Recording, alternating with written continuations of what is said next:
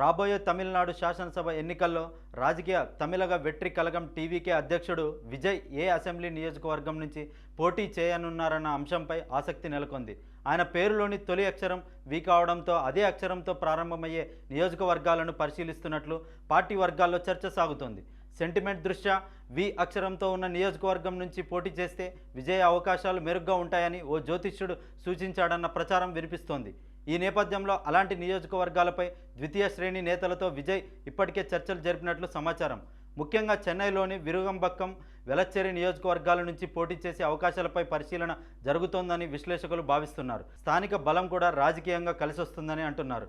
Party వర్గాల సమాచారం ప్రకారం విజయ్ పరిశీలనలో చెన్నైలోని వెలచ్చేరి, విరుగంబక్కం, విల్లుపురం జిల్లా విక్రవాండి, నాగపట్టణం జిల్లా వేదారణ్యం, దిండూగల్ జిల్లా వేడసందూర్ నియోజకవర్గాలు ఉన్నట్లు సమాచారం.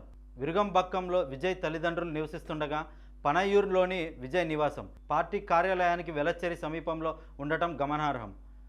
ఇక టీవీకే తొలి రాజకీయ మహానాడు జరిగిన ప్రాంతం విక్రవాండి కావడంతో ప్రత్యేక ప్రాధాన్యత సంతరించుకుంది. ఇక్కడి నుంచి విజయ్ తన రాజకీయ లక్ష్యాలు, విధానాలను ప్రకటించారు. విజయ్పై తీవ్ర విమర్శలు చేస్తున్న డీఎంకే ఆయన పోటీ చేసే నియోజకవర్గంలోనే బలమైన అభ్యర్థిని నిలబెట్టి భారీ మెజారిటీతో ఓడించాలని వ్యూహాలు రచిస్తున్నట్లు సమాచారం.